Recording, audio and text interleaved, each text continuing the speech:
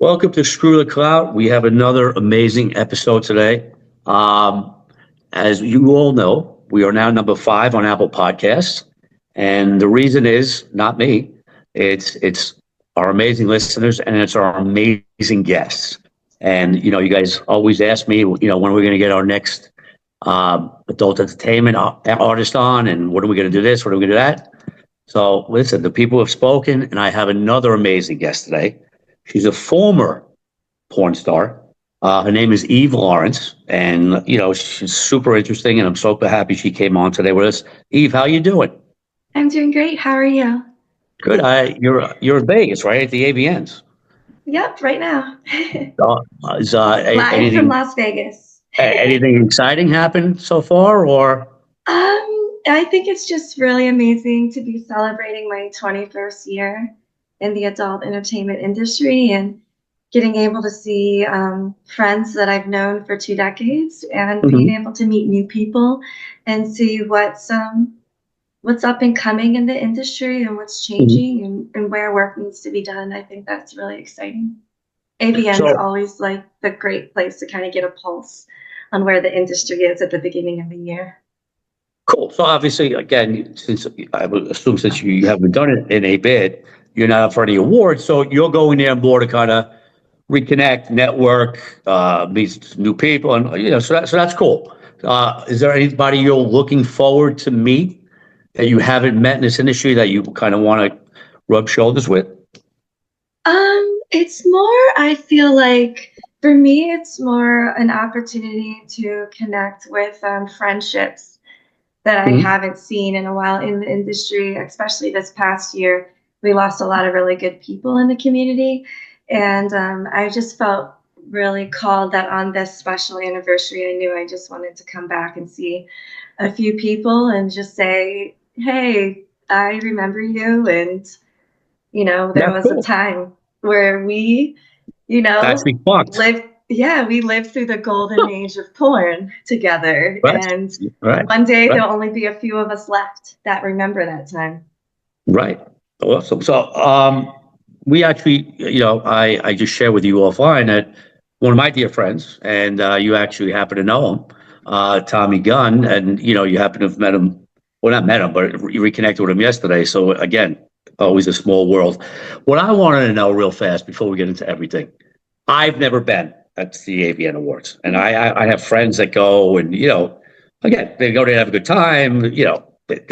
And some guys are obviously really into it, and they know like fucking artists, and like, oh, this I got to see. Yeah, I want to see Alexis Texas. I want to see whoever, whatever. That's a Uh, that's a blast from the past name. yeah, again, that's probably the only name I know because she's trying to come on, so that's something we've been trying to do. But the point is, what would I, like I said, as a guy that's again, I like everybody likes porn as a dude, but with no vested interest or no fanship of anyone, what would somebody that wants just to go to have a good time go there? What can he expect? What can I expect? I think it's a really good experience for those who are curious about the industry and that are curious about um, what it's like and what the fans are like and what entertainers are like and what the companies are like. And it also gives those that live vicariously through fantasy with us online an opportunity to like meet their fantasy in real life. And Mhm. especially as someone who's been in adult entertainment for 21 years, like I still got stopped several times yesterday by fans who Uh, remembered and recognized me, and they were so excited and happy to see me and to get a picture or a hug. And because some of right. these fans have been coming to these shows for so long, but it's also an opportunity to educate yourself. There's the A&E part of the show that features international and sexual wellness brands and new tech that's coming to the market within the industry. There's opportunities to sit in on talks about the industry, changes Well, that are coming up, let me ask you because again, that's again, seminars, yeah, things no, like that. absolutely. Well, I'm sure, and I'm going to ask you not a crazy question, but I'm sure there's guys that go there. Now, are there guys that go there, like that have, people that like say that are really into Eve Laurence? Do they go there and hopefully try to get with you, or Oh yeah, does, I'm does that actually happen a lot? I'm actually notoriously known for rejecting guys and shutting guys down. Guys have been trying to get me to escort since the beginning of my career. And of course, there's But does that guys. happen? Would you say on a scale of 1 to 10, or even percentage-wise, how many guys I go to would meet their? I would say like 70-30 guys are That normal doesn't and happen. respect you, but there's always going to be like that 30% that has that ego that thinks that every woman just loves them and that even a porn star would just, you know what I'm saying? Right. Because what they see of us is a fantasy and a projection of Right. their fantasy onto us. So what they Right. think we're attracted to isn't really what we're attracted to in Right. I reality. mean, right. You know? Right. So Right. like Well, you know what? Listen, I guess guys that, again, that are into it and just and they don't can't look separate it. They can't behind the separate. curtain, right? Hmm. I guess And for a guy, I would say even now banging their favorite stars porn star would be a notch in their belt, right? That would be like a exactly. And bucket list. You know what I mean? and I mean, I'll tell you, I've turned down celebrities, actors, Hall of Famers. I've turned down just about billionaires, tech geniuses. How come? Like, Why yeah, though? like Why? just because for me, intimacy and attraction is so much more than just like a currency that someone could pay for No, to no, it makes access. sense. That You know, makes sense. and I guess I grew up taking ballet and tap jazz, lyrical and point. I was a competitive dancer and cheerleader. So, and I've been dancing since 3, so I was always a performer. So when I was groomed and trafficked into sex work, for me, the world I created to survive was just like another performance. So like I grew up taking ballet, and it's kind of like a universal law in ballet training that men don't touch you. Right. So, like, Right. as an entertainer and a star, like, I felt like it just wasn't me. It just wasn't ever me. And it won't ever be me. I've actually been celibate for almost 15 months now You because can I buy you a drink later? No, so um, let's go back. So let's go back for a minute. All right. So first of all, I'm going to say something. I'm sure this is, I haven't, again, when I done research, I looked some stuff online. I didn't like go on like Pornhub and watch you work. I don't know anything. I don't know how long ago it was. I don't know what you looked like back then. But what I'm going to say to you, is my perception now. You look like just a good looking girl. You don't come off as like if you asked me, I'll give you you give me a list of 10 things, porn star being one of them. And like school teacher, accountant, I would not, you don't come off as somebody who's in porn. You don't look like somebody, you don't look like a stereotypical porn chick, which is maybe why guys are attracted to you. Like I said, as a kid, I'd rather watch somebody. I'm put fantasy wise now because when I used to see porn, right, you'd wait for the Chinese guy to come with the DVDs, and I'd have to look at the back of the box and see what those were the scenes were there. days, weren't they? Yeah, but I'm saying I didn't. So the only way you could see what was was you could see the scenes. You know what I mean? And I would pick that based on the pictures of the scenes, right? So now you could see anything you want. But what I'm saying is, I always preferred women who looked real. That looked like a regular woman than like a big blonde, fake blonde, quadruple D. Fans often say that I'm the porn star that they would take home to their mom. Exactly. That's the, you know what? You just took the words out of my mouth. If there was a porn star that I could say, you know what, I'm going to take you home to my mom. Please don't say you're a porn star. You're a, whatever. You're a hairstylist, I'm a graphic designer. a graphic designer. It's totally believable.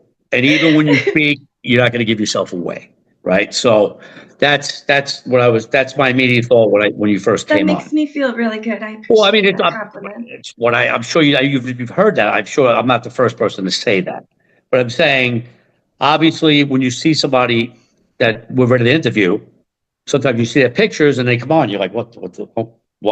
You know, so whatever. Um, so you're from DC originally? Yes, I'm from Okay. the DC So area. how did you even get into the porn industry? Okay, And how old were you? so the summer of 10th grade, I worked a summer job that Hmm. in the hometown where I grew up in Annapolis, Maryland. And a guy came in for sandwiches, and he pursued me. And one day I told my dad I was going to have a friend pick me up.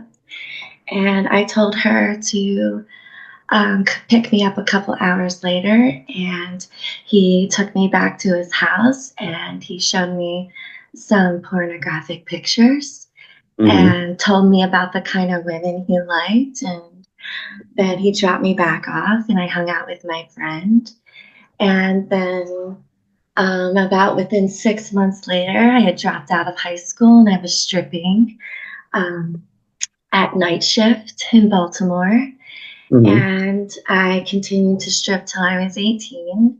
And then at 18, Pamela Anderson and That Fantasy was a really Hmm. big thing Right. coming up in my late teens. And that Hmm. fantasy of a woman was really big.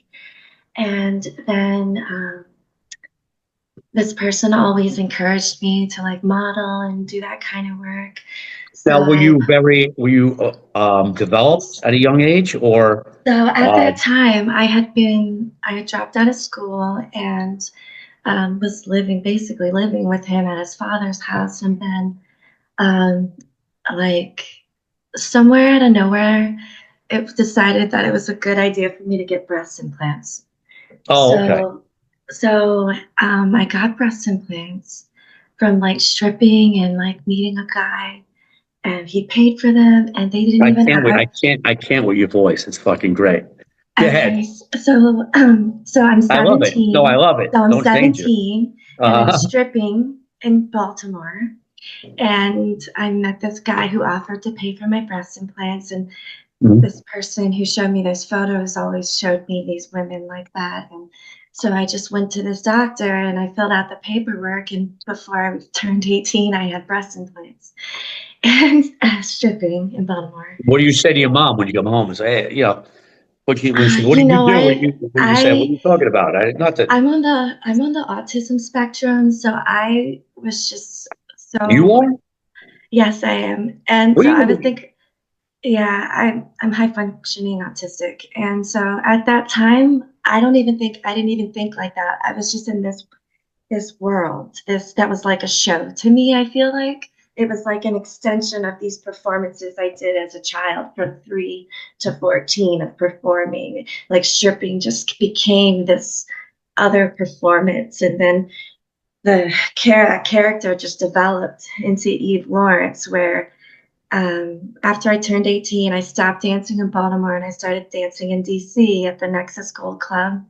Hmm. And then that was when I had my first real,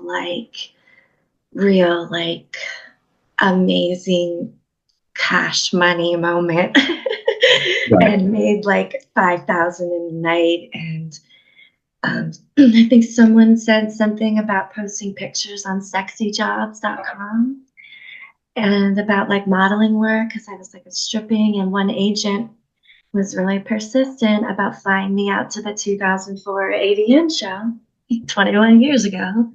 Well, And he name dropped some celebrities that he knew in entertainment. big names, people that I grew up fantasizing and as an artist fantasizing about. Mm-hmm. And he paid for my airline ticket, and I gave my car to my best friend to keep a hold of when I went to Vegas because I wasn't sure I was coming back. Had like a few $100s in my pocket, and I went out to Las Vegas. And next thing you know, I'm hanging out with like my childhood music fantasies at the Circle Bar in the Venetian. This agent was best friends with a really popular music producer that was touring a major artist at the time. He ended up introducing me to Paul Fishbein, the owner of AVN, and this is at like the height of AVN when AVN was at the Venetian Hotel, and it was just really a glamorous time in adult entertainment, where with real legends in adult entertainment. Like Sika? Yeah, like the big one, like Ron, Vivid. what was the name? Vivid. I just like Van Damage. Del Rio? Van Damage, and I met Stormy Daniels, and Stormy Daniels. that was the first time I met Stormy, was at that show. And well, I'm gonna say I'm a Trump guy, so I fucking hate Stormy Daniels. I know you do.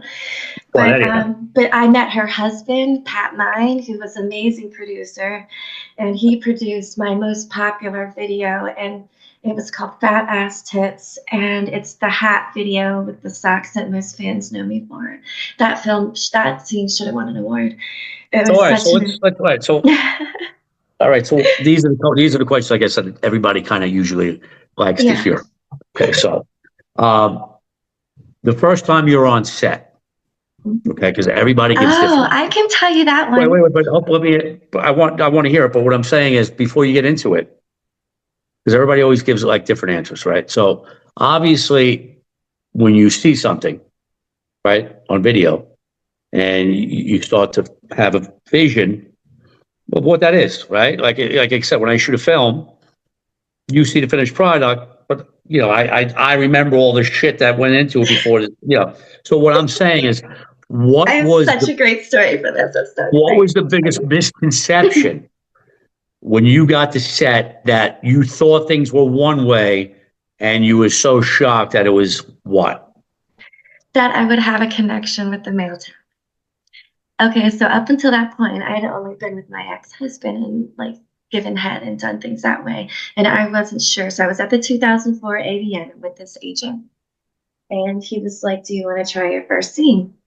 And I was like, not ready to do like hardcore yet. But I was like, maybe I do a BJ. So he got a call just like within that like few hours from Peter North saying that he wanted to shoot a 3-girl BJ and wanted to know if he had another girl. And he was like, I get the perfect girl for you. And then the agent comes back to me. He's like, you've got an amazing opportunity here to shoot with an absolute legend. And if you don't take it, it's going to be like a missed opportunity. And I was like, okay, whatever. Who is it? Blah, blah. Because I'm like a stripper from DC. No, right. You know what I'm saying? Like, I'm just, whatever. Okay. And so then I show up and we're doing the scene. We like get ready to do the scene. And I walk in and there's the male talent and it's Peter North. Right. And like, I have no clue. I've never watched porn before. I have no clue who he is. But we sparked. As soon as we saw each other, it was like, hello. Right. Like, it was like really like we sparked. We were instantly sexually attracted to each other. There was something about each other that was like, wow. And to the point where like he like pushed, like it was like to like where he was so focused on me and me like giving him head that we like stopped the 3-way BJ scene and we went into the other room and had sex because like the energy and the like connection between us. Why didn't they just record that though? Why don't they just make that part of the? I don't know, because he was like the boss, Peter North. It was his show. He liked what? It was his show. It was his scene. Oh, no, right. But I'm just saying the creative part of me is like, wait a minute. Now I'm getting an extra scene. Because you have to think business-wise. I showed up there to do a BJ scene. I didn't show up there to do a boy girl, which at that time would have brought me a higher rate, in which I did end up getting a higher rate for video boy girl with Virgin Surgeon that I did, a Gotcha. video Okay. Virgin Surgeon, which was my official industry like VHS DVD like boy girl Awesome. scene. So, So like if so, I had recorded it, then I couldn't have gotten that higher rate later on in my career. and you probably would have got in trouble for fucking doing it and not paying you. So, Yeah, like it was he like was, honestly, I really feel like we timed out for a second and we uh, talked about it because the agent, like, you know what I'm saying? It was a right. different time in the industry. It was Yeah. like the end of VHS, beginning of DVD, and the dawn of the internet before Right. MySpace. So like Yeah, it was right, a sure. really different time. So, but again, so that's again, that's a pretty unique story. So it's like, Yeah. but what I'm saying is, was there anything when you shot your first? Was there anything that was it like, you surprised? Was it, or you just, you could say no. There was Honestly, really no honestly, when surprises. I look at it, it was just like I was just really into being a performer and So were being you this turned on by the character. cameras? Everybody around you watching? Yes, yes. It was something Okay. about the camera turning on and having the camera on And me everybody around? just flipped a switch and I became a different person. I don't even like, I would say I had like an out of body experience and Mhm. and I just became this person. And like, I don't, the character was so like intuitively me and who I Mhm. like and because there was so much more to that situation of what I was living in and this from a psychological perspective as a young woman who was groomed and trafficked and that was like the only world I had ever known. So like when I was performing at that time, like it was really the only world I had ever known. And me as a performer from performing since like 3 years old, like something about that light, something about the camera crew, something But no, about that's awesome. the production of how porn used to be. It used to be a real production. Right. It There used to was be like stories and costumes and it yeah, I was know. It like was, yeah. No, craft I know. services. Like Yeah, I know. you, No, it it used to be was like a full produced movies. oh, it was You know, amazing working for I Adam and Eve and like yeah. these big wicked VCA, like all of these hustler, Mhm. penthouse, Yeah. Playboy. I did Playboy TV, Playboy Radio, like when it was all on an actual set location studio. Like it Yeah, was a no, I really remember, like I amazing said, time. that's like the, Be like a the Ken Burns documentary in late 20 '80s or years. mid You '90s up to like know, mid like '90s. Yeah, yeah, it's yeah. classic years of the end of the golden age of adult entertainment. Like it was a really beautiful time to be a part of. I feel like it was. I wouldn't trade it for the world because I know when I'm an old woman that I will be like I was there. I was a part of that. That's That amazing. Good beginning for of you. what it became, and there's a lot of positives and there's a lot of negatives to what I was a part of, but there's a lot of What Eve Lawrences in the industry now. what would you say? Well, yeah, because again, well, that's a whole new it's a whole new world. But That persona, that uh, character I yes, created. there is. There is. But what would you say? Um, was there any doubt for you again? And you can say no because everybody lives a different and has a different perception. Was there any downs? What was the downside for you, if there was any, If the downside of the industry is most definitely for the you, public for Eve, shame for Eve? for Eve is the Yeah, public shame and prejudice and discrimination that comes with it, not being seen as a, um, a human being yeah, but wasn't it a different deserving of time rights. because? Well, No, but again, people didn't have it the same was access, right? So how would they like, know but unless they were like watching? But for example, like I was a mother, I became a mother in 2008, and like people didn't even know I was a mother until like almost 5 years later, because it was still dangerous for people to know that you were a mother, because people would just call CPS or accuse you of mental health problems or drug use. And I will say that in my 21 years in adult, I never drank or did drugs. And That's so, awesome. That's amazing. So, like, but people assume that about you, and they'll like contact your family and harass people you care about and people you love. And when you try to have relationships, try to sabotage anything good that you possibly could have. And you really have to learn to be resilient to survive. so what happened when your parents and your friends from home found out? Well, everyone in my life knew within like a couple of hours of my first internet scene being released. It was called Spunk Mouth. And apparently, like I love everyone those names. I love where them. I grew up must have been a subscriber of that I was a site big fan because, of Spunk Mouth. yeah, it was a big site back in the day. That's And great. like, and everyone knew. But I think my grandmother really didn't know until I appeared on Entertainment Tonight. And that was like, I didn't really think that through when I said yes to that interview. That my grandmother sits at her kitchen table every night and watches Entertainment Tonight. I was Or just so did your excited. father, I mean, was your father in your life? What did you say? Was your father in your life? Yes. And what was his reaction? So my father. My father's a retired arson investigator, U.S. Marshal ATF. Okay, right. So that's Had usually an the way. accelerants dog. Okay. Right. And he still thinks very highly of the man who trafficked and groomed me into sex work as a teenager. Everyone just thinks that I was just a problem girl and he was a nice guy that No, was you know just what? looking No, out for looking me. back today, that guy was a fucking creep, and that guy was a fucking, probably a pedophile, to do that to you and take you and show you stuff. And think about how creepy that would be today.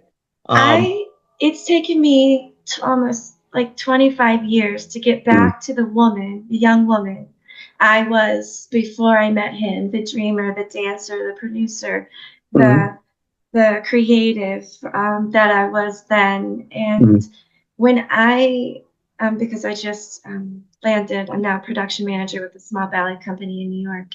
And when I'm with my company and I'm with my show family, it really feels like he fucking kidnapped me from the life I should have had. And now that I've finally like come home to where I mm. belong and where I should have always been.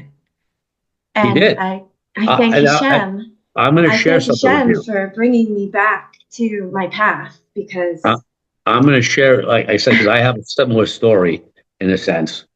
Uh, when I was young, I was a freshman in high school, sixth sophomore. Um, I got into bodybuilding. I was into working out, right? And my gym teacher used to take me to his house and inject me with steroids. Like, inject my ass with steroids, right? Again, I never told anybody. Again, back then, I didn't think anything of well, it. we didn't even know it was all I the didn't think it news, so was you weird. just you Right. accept things if you don't know better, you know? Right. I didn't think anything was wrong with it. I thought he was helping me out. But you Yeah. think about it. I'm pulling my fucking ass, exposing my ass Yeah. as a 15-year-old. He's injecting me with steroid. Again, it was Who steroids, knows thank what? God. Yeah. It could have been anything. Yeah. No, I didn't say it, to everybody because I didn't want anybody to know. I didn't tell And anybody, it's hey, listen, I'm going embarrassing back. it's embarrassing too, a little bit, you know?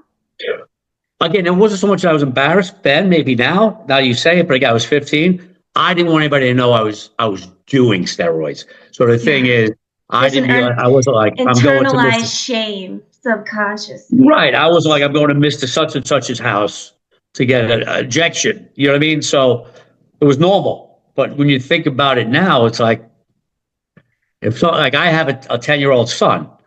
My son ever Exactly. come to me in 5 years from now and said, hey, I went to my gym teacher's head.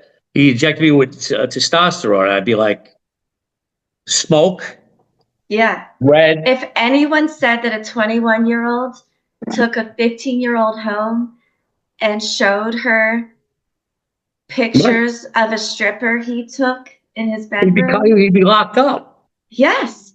And, you know, I've tried to speak out and seek help from every organization under the sun meant to help victims of trafficking. Mhm. And it's been really, really tragic, to say the Yeah, least. crazy. Like how little of a response and care, genuine care or concern for this life that I was trapped in Right. up until Well, last year. well, You know? I have three. I have three questions. I'm going to ask consecutively because then I Okay. want to kind of segue to something else.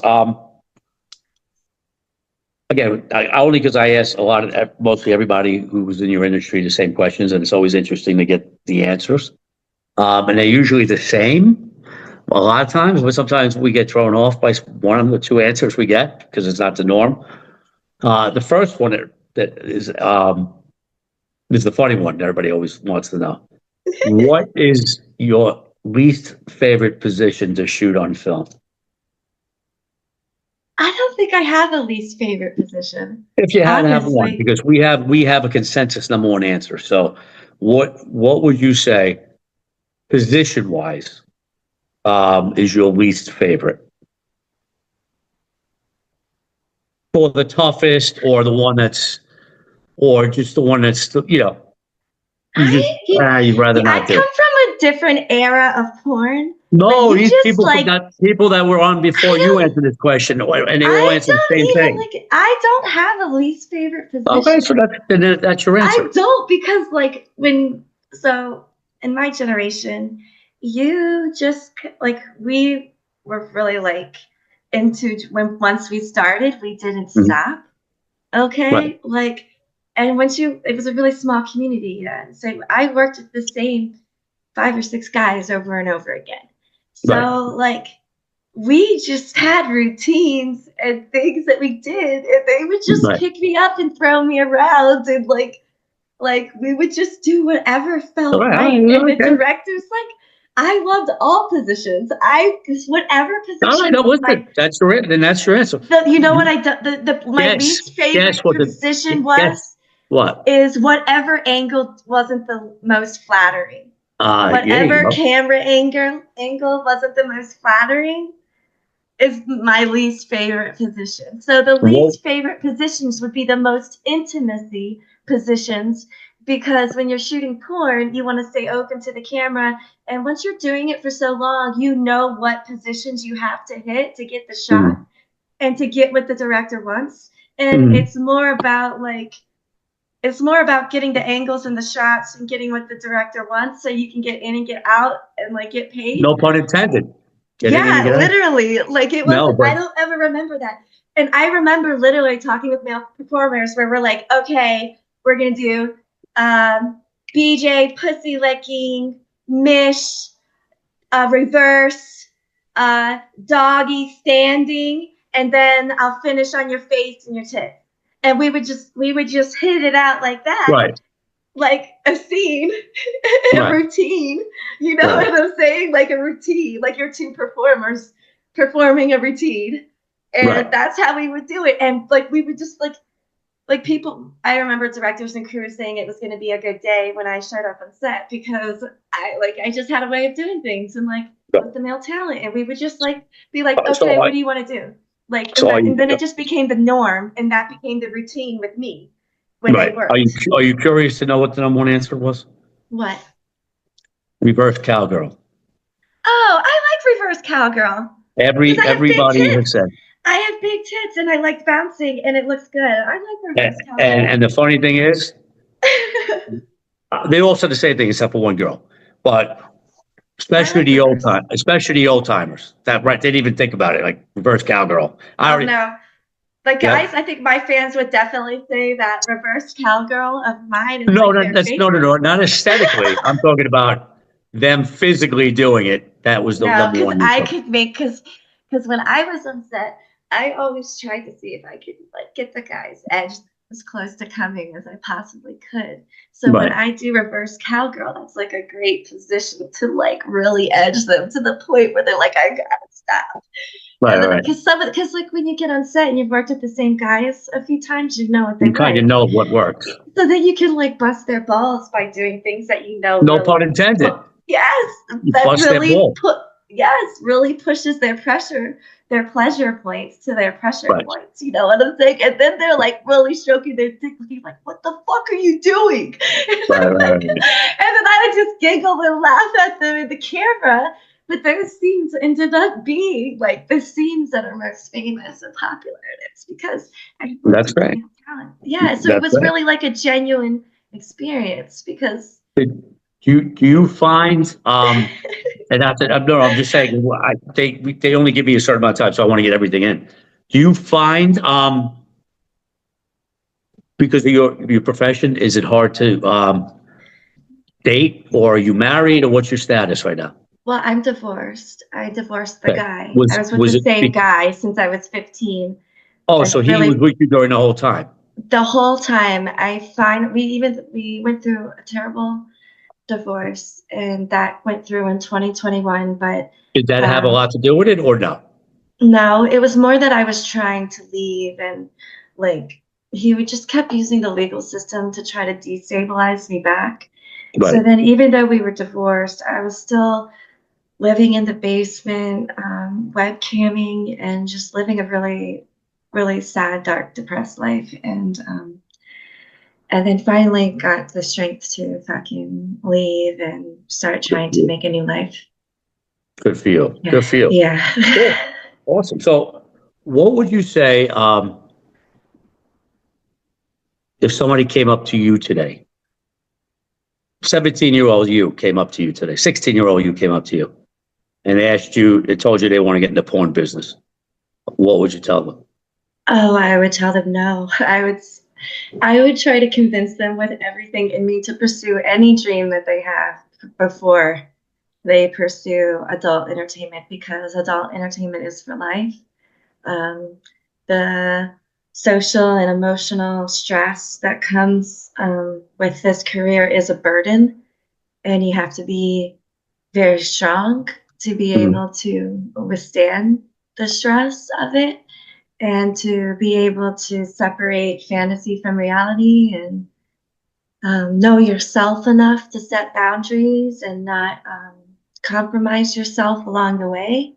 Mhm. I feel like is really important. But if someone is determined to do it and like that they're going to do it anyway, I would Mhm. try to give them the resources to do it in a safe and educated way. And Well, again, I'll tell you what, we were surprised. We have a girl, right? Um, Sage, if you don't mind, just jump her. What was the that Egyptian girl's name? She was awesome. Oh, I know who you're talking about. Let me look. Shermy. What's something Shermy? Jasmine Sherney. Yeah, Jasmine Shermy, right? yeah. Which she had blown me away. What happened? What she told me, Eve, is she works at Brazzers solely, right? yeah, she's a contract star for them. Yeah. So again, what I was shocked is they can't even go on set. They have to fill out a questionnaire. Um, they have to have, their tests will have to be all in. They have a list of what they feel comfortable with, what their Yeah. do's and don'ts are, Mhm. what their safe word is. Yeah. Um, you know, the agent has to sign off after. I mean, it's such a strict protocol But that that's only in mainstream triple no, X absolutely. entertainment, No, not what's being 150%. done like At with the trades. top, tippity That's top. that yeah, that's the Right. But what I'm saying is I was blown away to find out that those measures were taken, yeah. today's day. But would you say it's easier now to become a porn star than it was back then? Or was it easier back then to become porn than it is now? I think it's easier to be a content creator today. Um, like, I don't know if we'll ever see a star as big as Jenna Jameson ever again. I don't think You want we'll to hear something ever. funny? Again, we're saying a lot. I'm sorry to cut you off. No. We're saying a lot of names today. We have the synergy. Yeah. Jenna Jameson today, a half hour ago, reached out to me. I love Uh, her. I half remember hour meeting ago. her. I remember meeting her in 2005. She was so amazing to me. She was really an Is that amazing crazy? woman to me. Yeah. That's And so funny. and those stars from that generation before me, I think they really instilled in me they like kind of still the last remnants of like a sisterhood that may have existed of the generations before, being kind to your fellow female performers and um, just maintaining that kind of sweet persona on set, Right, and just right, smiling and right. you know, being Yeah. thankful to be here and for the opportunity. And I just want to have a great day, Well, like, yeah. and Okay, I I feel got like a it. lot of that early advice really Let's go. took me far, Right. Yeah. So like it absolutely, and it's the really same thing for did. the mainstream movie business because now with all the streaming, and back in the day, if I wanted to see the next Tom Cruise movie, I was excited to go to the theater. Now these kids, like I said, my kids are. I have 12-year-old and two 10-year-olds. My kids don't want to go to the movies. They want to Oh, stream. my kids love the movies. Can I tell you a funny Tom Cruise story? Yes, wait, So but I just, yes, but hold that story because I want to get back to that because hold that because I just want to get some it's stuff with my in you. kids because I No, just no, I took them want to to. the No, no, movies. I want I to just hear took it. them to the movies. It's really fun. No, no, I want to hear it. I want you to get that in, but I want to get some more stuff in for you. So, how long ago did you quit? Okay, so I haven't shot any scenes since Mainstream scene since. 2020. Okay. 2020. So, so So what? Yeah, no, that so was the how last did, time I did. I so shot how did, something. right. So OnlyFans, right? This comes up, Yeah, right? but I So, haven't. That was the last time I shot hardcore. right. So OnlyFans, now again, we have so many people, and I'm telling you all these different people. We had a girl that was just on, and she portrays herself as a porn star, but she's not because she only has sex on OnlyFans with her husband, Yeah, no. and so that's not a porn star. But again, I it's feel very like a porn star is someone who's been distributed. You have to have been correct, distributed on VHS, DVD, or with a billion mainstream percent, studio online, like billion percent. But the Brazzers, nice thing about Naughty that, America. 100%, I agree with you. But the cool thing about that is they're doing pretty well, right? Yeah, it's So not what I'm about saying that is, anymore. right. If So, it's about uh, money. all right, I commend because think about it. We all have sex with our mates, so we all have sex, right? She's doing what everybody else does in the world. She just said, wait a minute, let me monetize this and I'll video it and get paid. Because, like I said, so that's almost very entrepreneurial-ish because what is she doing that, nobody in this room doesn't do? But the fact is, she's monetizing it and turning into content. And so, so that's interesting too. So how has YouTube, how has OnlyFans changed the porn industry and for the better or for the worse? Well, For the talent, I think it gave a opportunity for independent creators to have a universal platform to grow on. And it, so I, there was an interview I did that's on YouTube about when I was first advocating to be an independent creator, when it was a radical thing to suggest to being an independent creator and owning your own content.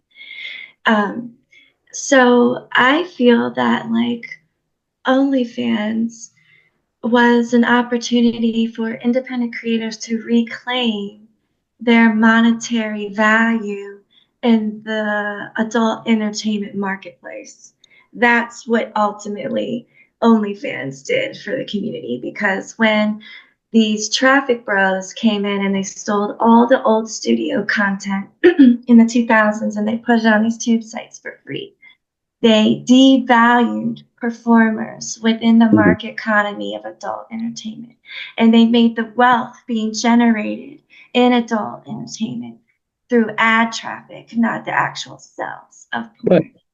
Right. And so, like, when OnlyFans came along, I felt like that was kind of like a win for the independent performer, for the creator, for an artist that may not have been able to be seen because of like politics and different things. Of course, like it's almost like mainstream. But so like I said, I would think as a female, right, performer, I would think that if I had the ability to do either, I would think that OnlyFans for me would be safer for like 3 reasons.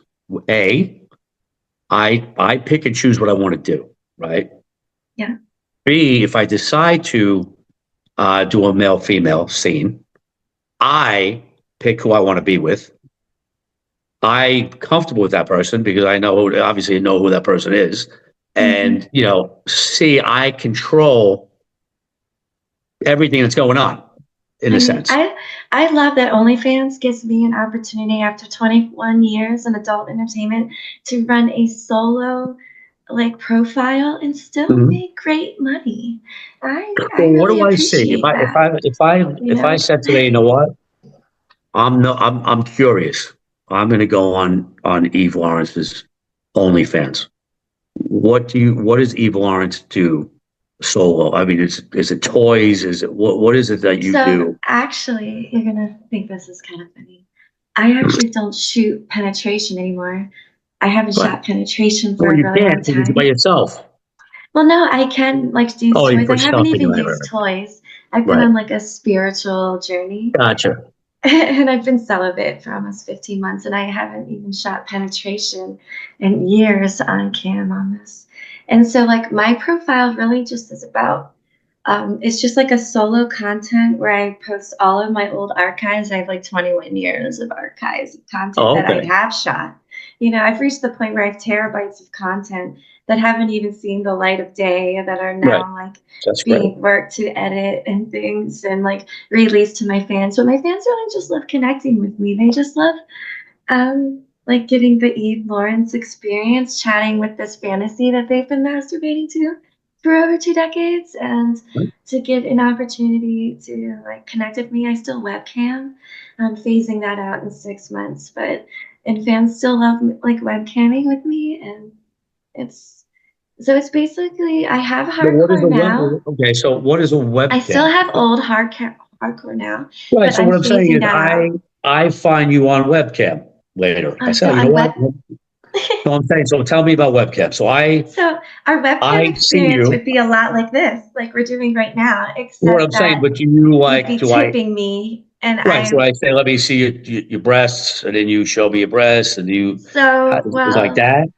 It's like I have like a tip menu, and then I am a pay per minute webcam performer.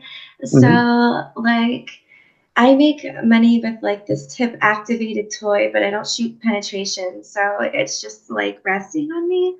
And I just basically sit there and look pretty, and then come in and tell me what a legend I am and how gorgeous I am and how amazing it is to finally chat with me. And they tip me, and they just love that. And sometimes they get shows, but like I don't shoot penetration, so it's more like Playboy style teasing. Oh, that's cool. I'm thankful that at this point in my career, I can do the least amount possible and still make great money. I'm very thankful to Hashem for that. Like that, like I can have set boundaries with where I am in my career, where I'm transitioning to in the next phase of my life, where I can just be like, you know what, I don't really feel like that's me anymore, and like I can still do this and connect with fans and still make an income. It's a blessing, and I really appreciate my fans and the community and the platforms that still allow me to be able to do that. Like it's kind of like unheard of. I've kind of like amazing. It's amazing. Like, now, if you don't mind me asking, again, when you could say in your business, you could say around about what age range are you right now? I'm 39. 39. So Yeah. where does Eve Laurence at 50? Where is Eve? What does Eve aspire to do? If everything goes the way you are thinking in your head right now, what are you doing at Well, 50? I would say at 59, I'll be Not Melissa Ann. 59. What are you doing in 11 years from now? 11 years from now, if at 50. Are you doing this, or do you aspire for other things? Oh no, I'll be producing theater then. I'll Okay, be no, like, that's yeah, great. I'll be living by my real name, and this will just be like a sideline revenue No, that listen, continues to earn money, like for my descendants. Like that. amazing. Listen, Like I I where am a else can you? dreamer. I have big dreams and We all do. things that So I'm I mean, working think about on, it. and How great is yeah. life, right? And I'm not saying this is how it happens, right? So I'm just making it up, but it's kind of, how great is life where you can like get out of bed, roll out of bed, put makeup on, make yourself look pretty, go back in fucking bed, put on a camera, and fucking lay there and That's uh, literally that's my life right now. That's my life. cha-ching, French kiss. The French kiss, cha-ching. like I literally that's my life. And I'm grateful to be able to still make a lot of money that way. And it's a privilege that I greatly appreciate, but I don't my mind is not being challenged. I'm bored. I want to do something new and Listen, that's creative and like really be the person who I would have been if I hadn't taken this journey. so you know what this show you again. know. Listen, screw the cloud, right? Screw the cloud. What screw the cloud is? Some people don't really. What's screw the cloud? Screw the cloud is everybody has that different like. So it was invented or not invented. We created screw the cloud basically because everybody in our lives, right? We come to a crossroad in our lives, right? And if we would have went this way, your whole life would be not where it is today, but you went this way, and now you are where you are. Thankful So for that again, moment when my life we completely already know that. I changed know, I know what it and is. went the new way. We already Like know that. So what I'm saying I was, mean that I want to say that may happen in a negative way, but that can no, I happen don't in think a it did. positive way I don't think too. it did because Because all this stuff a few with years ago, I had an experience in the reverse that changed my life for the positive and that brought me into this new path that I'm on. So right. like But what I'm I saying, if feel you like became Eve, the whatever, the theater producer, would Eve today be making fucking stupid coin, laying in bed, with her tits out, talking to people? like No. The answer would be no. no, because you never were involved in that world. You never got there. So what I'm I saying think is, I would have went the right. I see it's hard to say about destiny. You know what I'm saying? That if my life had gone the way I had hoped it would have when I was right. 14, like if I would be the producer I'm going to be Mhm. if my life hadn't taken the path that it had. I may not have ever been able to live my dream the way I am That's what I'm living my saying. dream right now You don't come if it off hadn't as, happened right. the So way it did. what I'm Because then I saying would is, have never met the person who like you realigned are my now, path and right? brought All me the to who I people, am now. right? So what I'm Yeah. saying is, when we talk about all this stuff, right, from inception, for how you got into it, all this different stuff, Yeah. I didn't sense regret. Mm. I sense that it was a sense of accomplishment, and Okay. you were part of being I something. You know what I yeah, mean? So I don't feel I like it was felt that the people that I met, even though I may have not chosen that life for myself, I feel that the people that I met in the community made the experience right. a beautiful and amazing. And every year when we lose someone from that time of my life, it makes me appreciate being a part of that community at that time. Let me ask you a question. Where are you right now? Where are you right now? Are you in the theater in Manhattan, or where are you? So right Where are now, you? No, where are you? Where are you calling me physically from right right now? now, right now I'm in my best friend's apartment No, no, in no. But why are you there? I'm here attending the AVN show, Okay. So again, but on that's telling you Sunday I'm if it taking was a this red eye terrible. back to New York, That's what I'm trying to say. So what to I'm work saying with is, my ballet company to produce a show that we're doing in right. March. No, what I'm saying to say is, So we're saying like, the same thing. There was a lot of blessings yes, that of came this course. way. And like I That's all I'm told you, saying. how I saw Tommy Gunn, and Right. and I really felt like being able to see and hug him in the restaurant and just tell him how much I appreciate him and the I'll tell you positivity what, he he's won't hear posting. you. If you tell him you know me and you talk to me, he won't leave your side the rest of the fucking day. I'm telling you. He's a good man. He's a really good Great, man. great guy.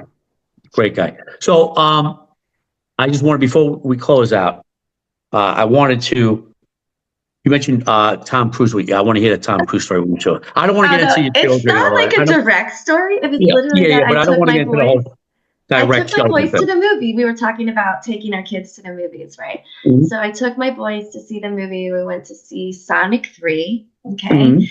And so my boys don't really know who Tom Cruise is, okay? And so Mhm. the previews come on for his new Mission Impossible movie, and my boys are 11 and 16, and the action scenes for the preview come on, and it's a Mhm. Mission Impossible, and they don't know who he is, and they're like, "Wow, oh my gosh, blah blah blah," and I'm like, "You guys, he does his own stunts. It's really cool. I'll tell you more about it." And they're like, okay, because then the Sonic movie, and it's like the preview, like right before the Yeah, Sonic like movie. 50, like the half hour of other movies before you watch the movie. But this one was like right before it, and Right. there's a part in the Sonic 3 movie, okay, Mhm. where Jim Carrey's character like comes up against this obstacle course, okay, and Mhm. he makes a joke, and he's like, "Can somebody call Tom Cruise?" And it made me burst out laughing in the That's funny. theater, but like nobody else laughed because Right. like I was like, they didn't realize that I had just told my kids that he does his own stunts, and then Jim Carrey made this joke about Tom Cruise doing his own stunts and that he wasn't going to go through this That's laser good. area. And the kids just looked at me, but I was like, it made me laugh out loud that preview, and then right before the joke, and Yeah, I tried to I get explain it. to them. But both my boys are on the autism spectrum too, so Mhm. it was just like I tried. That's amazing. That's actually awesome. Great. That's a But great then story. afterwards, I like explained to who Tom Cruise was, how he Yeah, does right. his And own it stunts, brings me to and my why it point was that, funny that Jim Carrey said that in that part of the scene in right, Sonic 3. which is my point, that like porn, the mainstream industry, in 20 years from now, there'll be no movie star. It'll be nobody, because there'll be so much different stuff to screen. There'll be no Brad Pitt, DiCaprio, or Tom Cruise. That'll all be gone. They'll be just But can I say shows. how important it is for these older actors to keep fighting for their dreams and these roles and to keep them alive? Because it's important for these younger generations to still aspire to those kind of roles Yeah, as yeah, absolutely. creatives. And like, even if like those times in their life is Mhm. starting to slow down and end, it doesn't mean that they can't keep on inspiring a new generation of artists that are coming up, of kids that will hear jokes from their parents about Right. these actors who they know nothing about. And maybe they'll seek them out for inspiration for things that they want to do when they grow up. I Yeah. think that's really important. I'm gonna leave you with one other thing to ponder, and then we're just gonna find out how people can follow you that are listening, and then we'll get everything closed out for you. And again, you were amazing. You were a natural.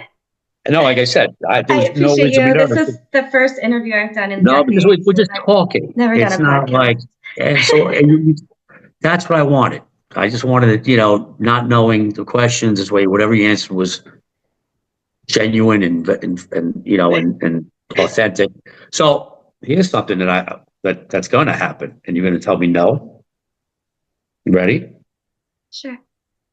Because I'm very well versed with this, and not that I'm like really into it, but I have friends that are, in that world, how about maybe in for 2025? By 3035, there'll be no porn actors. How about it'll be all AI driven?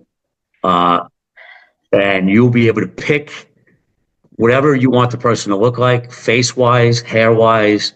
You're going to be able to change their hair, their boobs, their I think ass. that's already in the works now. No, I think there's companies already doing it now. Of course I it think is.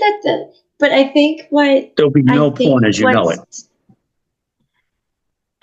That may be for several different reasons, and not just because of AI, just because of where we are politically in the country as well.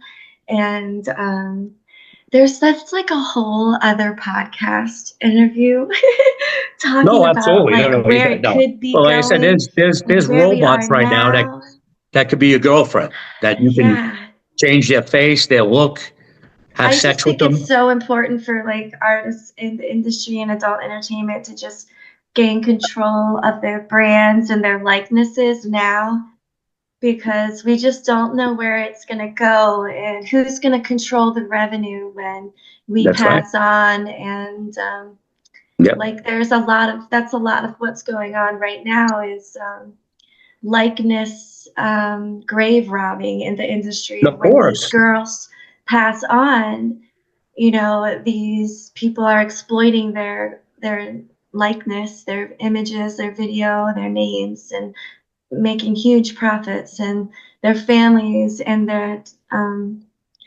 dependents aren't seeing any of that. And I think that's really wrong. Yeah. So thank you for it's an amazing job. So for the people out there that are listening to you, how do we find you? Because I tried to find you. I found you like on this one page has like 2 pictures on it, because I was trying to post it today. Eve Laurence. It's EVELAW. I have to say it over again because I don't want to give you the wrong. It's LA. Just 1 second. No, it gets harder. I ask more, but I get harder because I have to like. I'm joking. I'm playing with you. It's EVELAWRENCE Co.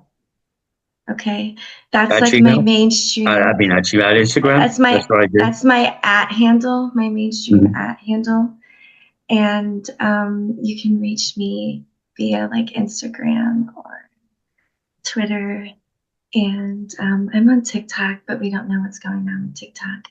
But I can. Do you want me to give you? You want me to start over and say that over again? Yeah, we'll correct that and edit.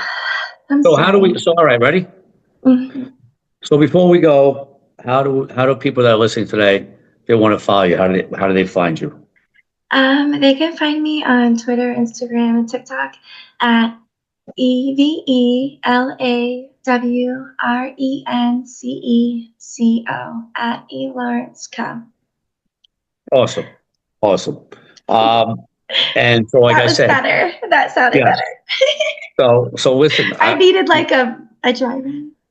That's fine. So we want to, first of all, thank you so much for coming on. You're amazing. I appreciate you having me on. I hope I did a good job. You did an amazing job. I look forward to, let's try to connect, or on Instagram, all these things.